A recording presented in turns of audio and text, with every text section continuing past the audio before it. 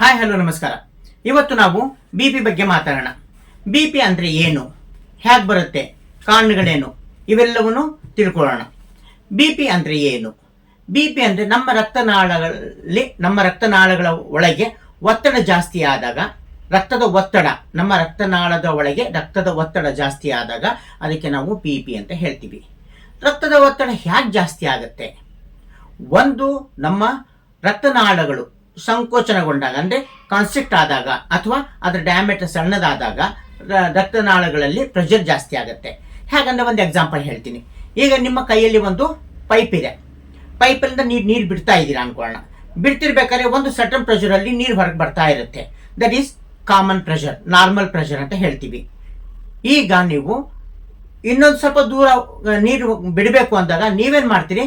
Obviously ಗೊತ್ತಿಲ್ಲ, ಒಟ್ಟಿಗೆ ನೀವೇನು ಮಾಡ್ತೀರಿ? ಮುಂದೆ ಬಿಡಬೇಕು ಅಂದರೆ ಅದರ ಬಾಯಿನ ಮುಚ್ತೀರಾ. ಮುಚ್ಚಿದ ತಕ್ಷಣ ಏನಾಗುತ್ತೆ? ಅದ್ರ ಡಯಾಮೀಟರ್ ಸಣ್ಣದಾಗ್ತಾ ಹೋಗುತ್ತೆ. ನಿಮ್ಮ ಆ ಪೈಪಿನ ಡಯಾಮೀಟರ್ ಸಣ್ಣದಾದಾಗ ಅದರೊಳಗೆ ಒಂದು ಪ್ರೆಷರ್ ಕ್ರಿಯೇಟ್ ಆಗುತ್ತೆ. ಅದು ವಾಟರ್ ಪ್ರೆಷರ್ ಅಂತ ಹೇಳ್ತೀವಿ. ಈ ಪ್ರೆಷರ್ ಏನು ಮಾಡುತ್ತೆ? ಆ ಪೈಪಿನ ಒಳ ಪದರದ ಮೇಲೆ, ಒಳಗೋಡೆಗಳ ಮೇಲೆ ಜಾಸ್ತಿ ಆದಾಗ ನೀರು ಸಹ ಶೇಖರಣೆಗೊಂಡು ಪ್ರೆಷರಲ್ಲಿ ಹೊರಗೆ ಬರುತ್ತೆ.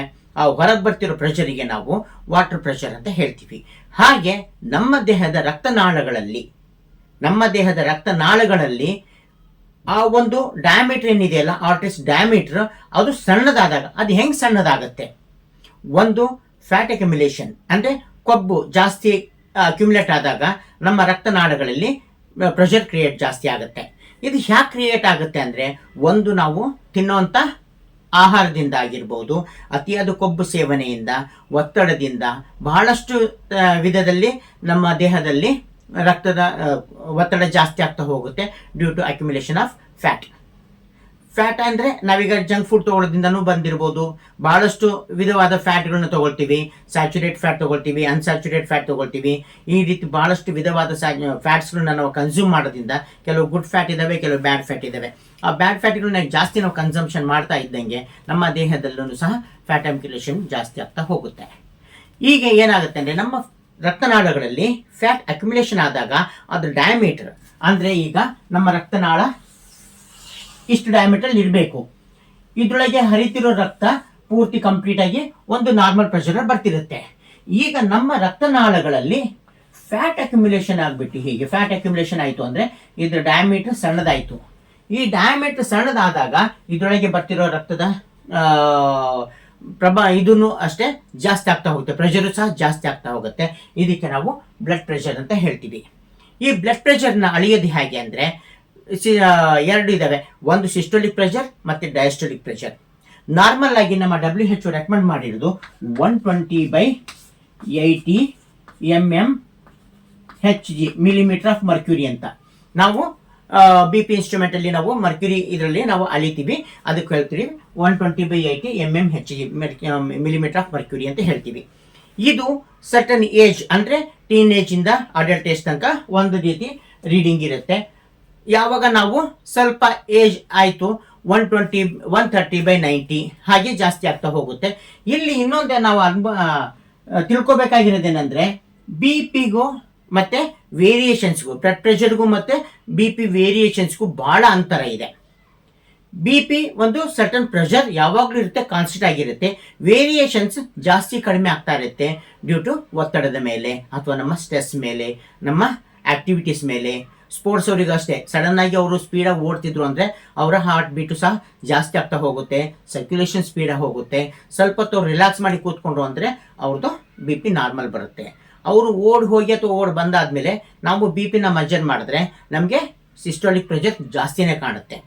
Diastolic pressure as it is ಅಷ್ಟೇ ಇರುತ್ತೆ. ಸಿಸ್ಟೋಲಿಕ್ ಮತ್ತು ಡಯಾಸ್ಟೋಲಿಕ್ ಪ್ರೆಷರ್ಗಳು ಹೇಗಿರ್ತವೆ ಅಂತ ಹೇಳೋಣ. ಇದು ನಮ್ಮ ಬಿ ಪಿ ಇನ್ಸ್ಟ್ರೂಮೆಂಟಲ್ಲಿರುವಂಥ ಒಂದು ರೀಡಿಂಗ್ ಇರುತ್ತೆ.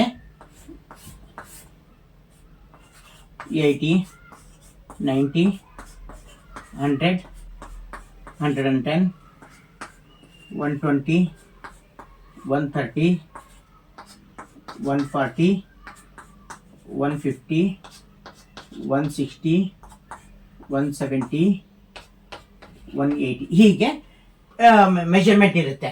ಈಗ ಸಿಸ್ಟೋಲಿಕ್ ಪ್ರೆಷರ್ ಅಂದರೆ ಇದು ಜಸ್ಟ್ 80, ಈಗ ನಾರ್ಮಲ್ ಬಿ ಪಿ ಅಂತ ಹೇಳ್ತೀವಲ್ಲ, 120/80 80 ಅಂತ ಹೇಳ್ತೀವಿ. ಅಂದರೆ ಸಿಸ್ಟೋಲಿಕ್ ಪ್ರೆಷರ್ 120 ಇರುತ್ತೆ, ಡಯಾಸ್ಟೋಲಿಕ್ ಪ್ರೆಷರ್ 80 ಇರುತ್ತೆ. ಈ ಒಂದು ಸಿಸ್ಟೋಲಿಕ್ ಮತ್ತು ಡಯಾಸ್ಟೋಲಿಕ್ ಪ್ರೆಷರ್ಗೆ ನಾವು ನಾರ್ಮಲ್ ಬಿ ಪಿ ಅಂತ ಹೇಳ್ತೀವಿ. ಈಗ ಸಪೋಸ್ ಈಗ ಅಥ್ಲೆಟಿಕ್ ಪರ್ಸನ್ಸ್ ಯಾರಾದರೂ ಒಬ್ಬ ಜೋರಾಗಿ ಓಡ್ ಬಂದ, ಅಥ್ಲೆಟಿಕ್ ಅಂತ ಬೇಡ, ನೀವೇ ಏನಾದ್ರು ದೊಡ್ಡದಾಗಿ ಕೆಲಸ ಮಾಡ್ಕೊಂಡು ಅಥವಾ ಓಡ್ ಬಂದ್ರಿ, ಆ ಟೈಮಲ್ಲಿ ನಾವು ಬಿ ಪಿ ಮೆಷರ್ ಮಾಡಿದ್ರೆ ಸಿಸ್ಟೋಲಿಕ್ ಪ್ರೆಷರ್ ಇಷ್ಟೇ ಇರುತ್ತೆ, ಡಯಾಸ್ಟೋಲಿಕ್ ಪ್ರೆಷರ್ ಇಲ್ಲಿ ತನಕ ಬಂದಿರ್ಬೋದು. ಸ್ವಲ್ಪ ಹೊತ್ತು ಬಿಟ್ಟ ಮೇಲೆ ಇದು ಮತ್ತೆ ನಾರ್ಮಲಿ ಬರುತ್ತೆ. ಸ್ವಲ್ಪ ದಣವಾರಿಸ್ಕೊಳ್ತೀರಾ, ನೀವು ನೋಡಿ ಫೀಲ್ ಮಾಡಿರ್ಬೇಕಿದು. ಓಡ್ ಹೋಗಿರ್ತೀರಾ ಅಥವಾ ಓಡ್ ಬಂದಿರ್ತೀರಾ ಅಥವಾ ಬಹಳಷ್ಟು ಜೋರ ಕೆಲಸ ಮಾಡಿರ್ತೀರಾ. ಕೆಲಸ ಮಾಡಾದ್ಮೇಲೆ ನೀವು ಆರಾಮಾಗಿ ರೆಸ್ಟ್ ತಗೋಬೇಕು ಅಂತ ಕೂತ್ಕೊಂಡಾಗ ಅಲ್ಲಿ ತನಕ ನಿಮ್ಮ ಎದೆ ಬಡಿತ ಜಾಸ್ತಿನೇ ಇರುತ್ತೆ. ಸ್ವಲ್ಪ ಹೊತ್ತು ಕುತ್ಕೊಂಡು ರಿಲ್ಯಾಕ್ಸ್ ಮಾಡಿದಾಗ ಮತ್ತು ನೀವು ನಾರ್ಮಲ್ ಸ್ಟೇಜಿಗೆ ಬರ್ತೀರಾ, ಮತ್ತೆ ನೀವು ವರ್ಕ್ ಮಾಡೋದಕ್ಕೆ ರೆಡಿ ಆಗ್ತೀರಾ. ಸುಸ್ತಾಗಿರೋ ಟೈಮಲ್ಲಿ ವರ್ಕ್ ಮಾಡೋಕ್ಕಾಗಲ್ಲ, ಸ್ವಲ್ಪ ಸ್ಟ್ರೈನ್ ಆಗುತ್ತೆ ಅಲ್ವಾ. ಅದೇ ರೀತಿ ಯಾವಾಗ ಇದು ಪೀಕಿಗೆ ಹೋಗಿರುತ್ತೆ, ಸ್ವಲ್ಪ ನಮಗೆ ರೆಸ್ಟ್ ಬೇಕು ಅನ್ಸುತ್ತೆ, ಸ್ವಲ್ಪ ರೆಸ್ಟ್ ಮಾಡಿದಾಗ ಮತ್ತು ಇದು ಕಮ್ ಟು ದ 120 ನಾರ್ಮಲಿ ಬಂದ್ಬಿಡುತ್ತೆ. ಆದರೆ ಒಂದು ಹೇಳ್ತೀನಿ, ಈಗ ಈ ಸಿಸ್ಟೋಲಿಕ್ ಪ್ರೆಷರ್ ಹೇಗೆ ರೈಸ್ ಆಗುತ್ತೆ, ಸೈಮಲ್ಟೇನಿಯಸ್ ಆಗಿ ಡಯಾಸ್ಟೋಲಿಕ್ ಪ್ರೆಷರು ಸಹ ರೈಸ್ ಆಯಿತು ಅಂದರೆ ಅವಾಗ ನಾವು ಇದಕ್ಕೆ ಹೈ ಬಿ ಪಿ ಅಂತ ಹೇಳ್ತೀವಿ. ಸಿಸ್ಟೋಲಿಕ್ ಪ್ರೆಷರ್ ವೇರಿಯೇಷನ್ ಆಯಿತು, ತೊಂದರೆ ಏನಿಲ್ಲ, ಮತ್ತು ಸೆಟಲ್ ಡೌನ್ ಆಗುತ್ತೆ. ಸೈಮಲ್ಟೇನಿಯಸ್ ಆಗಿ ಸಿಸ್ಟೋಲಿಕ್ ಪ್ರೆಷರ್ ಮತ್ತು ಡಯಾಸ್ಟೋಲಿಕ್ ಪ್ರೆಷರ್ ಎರಡೂ ಸಹ ವೇರಿಯೇಷನ್ ಆಯಿತು, ಎರಡೂ ಜಾಸ್ತಿ ಆದವು ಅಂದರೆ ಇದಕ್ಕೆ ನಾವು ಬಿ ಪಿ ಅಂತ ಹೇಳ್ತೀವಿ. ಈಗ ಇನ್ನೂ ಒಂದು ಸಿಂಪಲ್ ಎಕ್ಸಾಂಪಲ್ ಹೇಳ್ತೀನಿ ನಿಮಗೆ. ಈಗ ನೀವು ಒಲೆ ಮೇಲೆ ಹಾಲಿಟ್ಟಿದ್ದೀರಾ, ಒಂದು ಕಾನ್ಸ್ಟೆಂಟ್ ಫ್ಲೇಮಲ್ಲಿ, ಒಂದೇ ಒಂದು ಸಣ್ಣದಾಗಿ ಸಿಮ್ಮಲ್ಲಿ ನೀವು ಹಾಲು ಕಾಯಿಸ್ತಾ ಇದ್ದೀರಾ. ಹಾಲು ಕಾಯ್ತಾನೇ ಇದೆ. ಸಪೋಸ್ ನೀವು ಸ್ವಲ್ಪ ಫ್ಲೇಮ್ ಜಾಸ್ತಿ ಮಾಡಿದ್ರಿ ಅನ್ಕೊಳ್ಳೋಣ. ಜಾಸ್ತಿ ಮಾಡಿದಾಗ ಏನಾಗುತ್ತೆ, ಹಾಲು ಬೇಗ ಮೇಲೆ ಬರುತ್ತೆ. ಬರೋದಷ್ಟೇ ಅಲ್ಲ, ನೋಡ್ತಾ ಇದ್ದಂಗೆ ಉಕ್ಕಕ್ಕೆ ಶುರು ಆಗುತ್ತೆ, ಮತ್ತು ಹೊರಗೆ ಬಿಡಕ್ಕೆ ಶುರು ಆಗುತ್ತೆ. ಅವಾಗ ನೀವೇನು ಮಾಡ್ತೀರಾ, ಸಡನ್ನಾಗಿ ಆ ಒಂದು ಫ್ಲೇಮ್ನ ಕಡಿಮೆ ಮಾಡ್ತೀರಾ, ಅಂದರೆ ಪ್ರೆಷರ್ನ ಕಡಿಮೆ ಮಾಡ್ತೀರಾ. ಕಡಿಮೆ ಮಾಡಿದಾಗ ಆಟೋಮೆಟಿಕ್ ಅದು ಸೆಟಲ್ ಡೌನ್ ಆಗುತ್ತೆ. ಇಲ್ಲಿ ಏನಾಯಿತು, ನಿಮ್ಮ ಸ್ಟ್ರೆಸ್ ಭಾಳಷ್ಟು ಜವಾಬ್ದಾರಿಗಳಿರೋದ್ರಿಂದ ಸ್ಟ್ರೈನ್ ಜಾಸ್ತಿ ಇರುತ್ತೆ, ಸ್ಟ್ರೆಸ್ ಜಾಸ್ತಿ ಇರುತ್ತೆ. ಹಾಗಾಗಿ ನಿಮ್ಮ ಬಿ ಪಿ ಜಾಸ್ತಿ ಆಗಿರುತ್ತೆ. ಅದೇ ಸ್ವಲ್ಪ ಹೊತ್ತು ರಿಲ್ಯಾಕ್ಸ್ ಮಾಡಿದಾಗ ನೀವು ಕೂಲ್ ಡೌನ್ ಆಗಿರ್ತೀರಾ, ನಿಮ್ಮ ಬಿ ಪಿನೂ ಸಹ ನಾರ್ಮಲಿ ಬರುತ್ತೆ. ಹಾಗಾಗಿ ಸಡನ್ನಾಗಿ ಹೋಗಿ ಡಾಕ್ಟರ್ ಹತ್ರ ತೋರಿಸ್ಕೋಬೇಕಾದ್ರೆ 1-2 ನಿಮಿಷ ಕೂತ್ಕೊಂಡವ್ರ ಜೊತೆ ನೀವು ಮಾತಾಡಾದ್ಮೇಲೆ ನಿಮ್ಮ ಬಿ ಪಿ ನಾರ್ಮಲಿ ಬಂದಿರುತ್ತೆ. ಅವಾಗ ನೀವು ಚೆಕ್ ಮಾಡಿದ್ರೆ ನಿಮ್ಮ ಕರೆಕ್ಟಾಗಿರುವಂಥ ಬಿ ಪಿ ವ್ಯಾಲ್ಯೂ ಏನು ಪ್ಯಾರಾಮೀಟರ್ ಅದು ಪರ್ಫೆಕ್ಟಾಗಿ ಸಿಗುತ್ತೆ. ಹಾಗಾಗಿ ನೀವು ಬಿ ಪಿ ಚೆಕ್ ಮಾಡ್ಕೋಬೇಕು ಅಂದರೆ ದಯವಿಟ್ಟು ಮನೇಲಿ ಚೆಕ್ ಮಾಡ್ಕೊಳಕ್ಕೆ ಹೋಗಬೇಡಿ. ಯಾಕಂದರೆ ಆ ಇನ್ಸ್ಟ್ರೂಮೆಂಟ್ ಯಾವ ರೀತಿ ಇರುತ್ತೆ, ಅದು ಶೆಲ್ ಬ್ಯಾಟ್ರಿ ಪವರ್ ಹೆಂಗಿರುತ್ತೆ ಏನು ಅಂತ ಗೊತ್ತಿರಲ್ಲ. ವೀಕ್ ಆಗಿದ್ರೂ ನಿಮಗೆ ಬೇರೆ ರೀಡಿಂಗ್ ತೋರಿಸುತ್ತೆ. ಮತ್ತು ಪದೇ ಮಾನಿಟ್ರಿಂಗ್ ಮಾಡೋದು ಸಹ ಭಾಳ ಡೇಂಜರು. ಅದ್ರ ಬಗ್ಗೆ ನಾನು ನೆಕ್ಸ್ಟ್ ವೀಡಿಯೋದಲ್ಲಿ ಹೇಳ್ತೀನಿ. ಪದೇ ಮಾನಿಟ್ರ್ ಯಾಕೆ ಮಾಡ್ಕೋಬಾರ್ದು ಅಂತ ಹೇಳ್ತೀನಿ. ಈಗ ನೀವು ನಿಮ್ಮ ಡಾಕ್ಟರ್ ಹತ್ರ ಹೋಗಿ ನೀವು ಕರೆಕ್ಟಾಗಿ ಚೆಕ್ ಮಾಡಿಸ್ಕೊಂಡ್ರೆ ನಿಮ್ಮ ಬಿ ಪಿ ಎಷ್ಟಿದೆ ಏನಿದೆ ಅಂತ ಗೊತ್ತಾಗುತ್ತೆ. ಅದು ತಕ್ಕಂತೆ ನಿಮ್ಮ ಫುಡ್ ಹ್ಯಾಬಿಟನ್ನು ಚೇಂಜ್ ಮಾಡೋದು, ವ್ಯಾಯಾಮ ಮಾಡೋದು, ಮತ್ತು ಅವ್ರಿಗೆ ಹೇಳಿರುವಂಥ ಮೆಡಿಕೇಷನ್ಸ್ ತಗೊಳ್ತಾ ಹೋದರೆ ಬಿ ಪಿನ ಕಂಟ್ರೋಲ್ ಇಟ್ಕೋಬೋದು, ಎಲ್ಲ ಸರಿ ಇರುತ್ತೆ. ಈಗ ನಾನು ನೆಕ್ಸ್ಟ್ ವಿಡಿಯೋದಲ್ಲಿ ನಿಮಗೆ ಲೋ ಬಿ ಪಿ ಬಗ್ಗೆ ಮಾತಾಡೋಣ. ಈಗ ನಾವು ಹೈ ಬಿ ಪಿ ಬಗ್ಗೆ ಮಾತಾಡಿದ್ವಿ, ಲೋ ಬಿ ಪಿ ಬಗ್ಗೆ ಮಾತಾಡೋಣ, ಹಾಗೆ ಹಾರ್ಟ್ ಅಟ್ಯಾಕ್ ಬಗ್ಗೆನೂ ಮಾತಾಡೋಣಂತೆ. ಈ ವಿಡಿಯೋ ನಿಮಗೆ ಇಷ್ಟ ಆದರೆ ಲೈಕ್ ಮಾಡಿ, ಶೇರ್ ಮಾಡಿ, ಸಬ್ಸ್ಕ್ರೈಬ್ ಮಾಡಿ. ಅಷ್ಟೇ ಅಲ್ಲ, ನಮ್ಮ ಕಮೆಂಟ್ ಬಾಕ್ಸಲ್ಲಿ ಕಮೆಂಟ್ನ ತಿಳಿಸಿ. ಮತ್ತು ನೆಕ್ಸ್ಟ್ ಯಾವ ವಿಡಿಯೋ ಬೇಕು ಅಂತ ಹೇಳಿದ್ರೆ ಆ ವಿಡಿಯೋನ ನಾವು ಮಾಡಿ ಆದಷ್ಟು ಬೇಗ ನಿಮ್ಮ ಹತ್ರ ಬರೋ ಥರ ಮಾಡ್ತೀವಿ. ನಮಸ್ಕಾರ.